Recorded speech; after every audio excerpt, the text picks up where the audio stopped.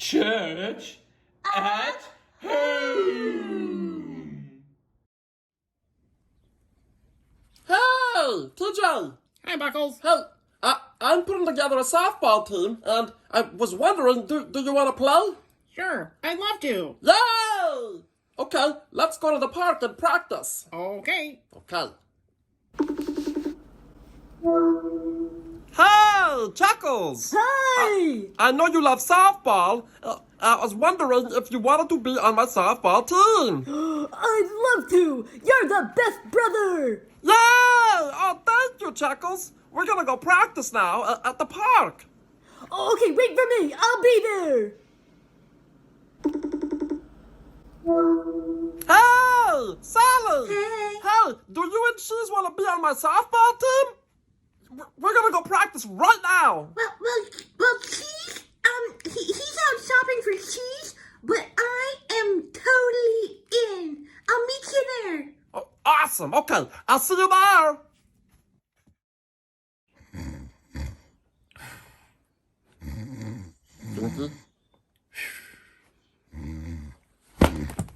What do you want?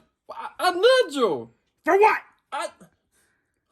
Do you want to play on my softball team? Softball? Yeah. I don't know. 50? Come on, we need you. Oh, all right. Yay! I'm here. Let's play ball. Here I am! I'm so excited! Where's Finky?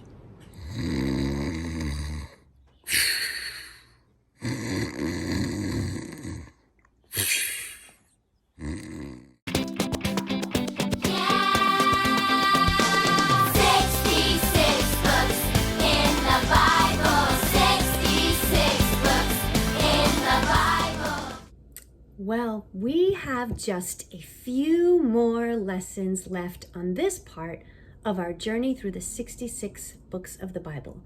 This part we've been calling the time of the...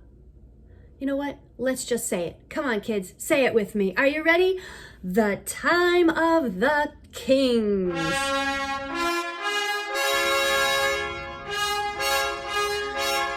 Good job. Well, last week on our journey, we saw that God is for us, like he was for the Israelites. God loved Israel and was on their side, but they weren't always on God's side. You see, Israel was like a team with an important game to play, but it was much more serious than a game. They were part of God's rescue plan to save the world. Their mission was to love and obey God and show God's love to the rest of the world, to call the rest of the world to come and join God's team, God's kingdom, God's family. But Israel and Judah ignored God, like team members sleeping while their coach is calling them to come and join the game. Like team members off buying hot dogs and watching another game while their coach is waiting for them and counting on them. Eventually, the coach has to say, hey, if you don't want to be part of this, then you're off the team. And that's what happened in today's Bible story. Listen to this part of Israel's history called the exile. It's time for the Big Hot Story! Yay!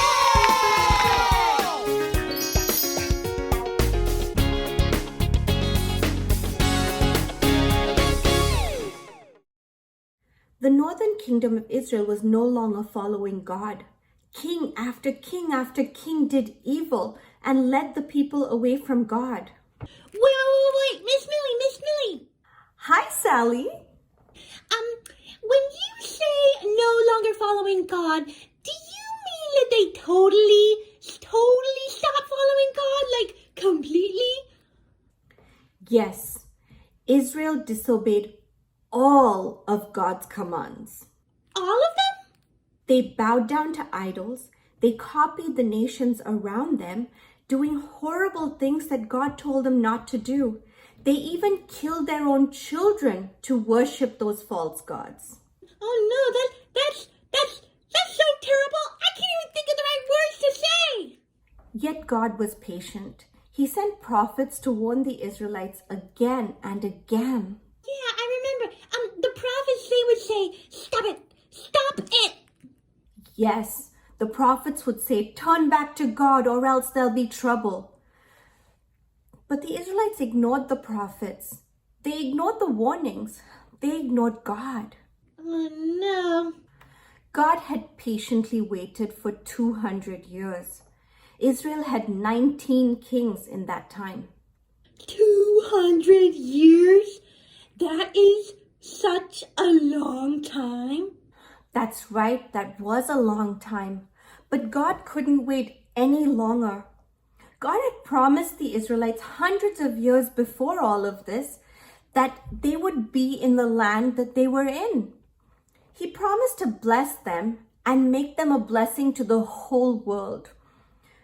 But they failed to keep their part of the promise. They didn't stay true to God. So God had to do something that made him very, very sad. What happened? Well, two great empires were growing next to Israel. In the north were the Assyrians, and the south were the Babylonians. Their kings were the strongest kings in the whole world. And they had the biggest armies the world had ever seen. Now they were conquering one nation after another after another. Oh man, they sound very, very scary. They were. So what did God do? After waiting patiently for so long, God finally stopped protecting the northern kingdom of Israel. He let the Assyrians attack Israel, and they came and destroyed it. They dragged away most of the Israelites in chains. The exile that the prophets had warned them about had come. Did you say exile? What is exile? Exile is when you are taken from where you live and forced to live somewhere else as a punishment. I feel so sad. It was very sad. But what about the southern kingdom of Judah? Were they going to go to exile too? Judah had more kings who were faithful to God, so Judah had more time. But they would eventually go into exile too. But we're not up to that part of the story yet. You'll have to wait. Well, question. If Israel and Judah both get exiled, was that the end of God's rescue plan? It couldn't be, right? Nothing could stop God's rescue plan because he loves the world and God always keeps his promises. He never stops loving us. The exile wouldn't last forever, but we'll have to wait for that part. Oh, waiting is so hard. All right. Well, thanks for the story, Miss Millie. See you soon. Okay, bye, Sally. Did you know that we, as followers of Jesus, the church, are part of God's rescue plan like the Israelites were? Our mission is the same, to love and obey God and to share his love with the rest of the world. There are so many people who don't know God's love or what Jesus did for them. You kids are so blessed to be growing up in church and knowing God and his love. You know, I didn't grow up in a church like this. I didn't know God when I was your age. But when I was 14 years old, two of my friends from school who followed Jesus shared God's love with me. They were the kindest people I knew. And as I got to know them, I found out that they followed Jesus. And it made me want to follow Jesus too. You see, they were part of God's team. They were loving God and obeying him, and they helped me to join God's team too. That's what God calls all of us to do as part of his team. He calls us to love and obey him and share his love with the rest of the world. to show his love in all we do and say. So, let's not be like players on a bench sleeping or ignoring our coach. Let's be on God's team. And remember, God is more than a coach. He is our King who loves us and calls us to follow him. Okay, I've got a memory verse that'll remind us to stay on God's team. It's from Deuteronomy. Oh, that's a hard word, huh? Try to say it with me. Ready? Deuteronomy. One more time. Ready? Deuteronomy. Good. Deuteronomy chapter 30, verse 20. And it says, "Love the Lord your God, obey him, and be faithful to him." What are the three things that verse is telling us to do? The three actions. Love, obey, and be faithful, right? So our motions are going to be those three things. So for love, we're going to go like this. Love the Lord your God. Obey. I think of a soldier obeying orders. Obey him, and be faithful. I think of putting your hand over your heart to pledge your faithfulness. Be faithful to him. All right, let's put it all together. Ready? Love the Lord your God, obey him, and be faithful to him. Deuteronomy 30, verse 20. All right, try it again. Ready? Love the Lord your God, obey him, and be faithful to him. Deuteronomy 30, verse 20. Good job. All right, spend some time with your family now talking about what we learned today, and we'll see you next time. 66 books in the Bible.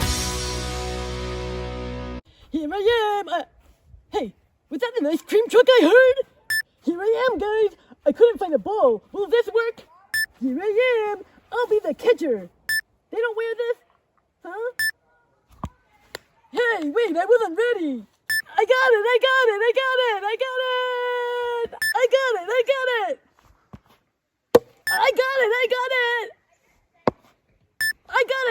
it.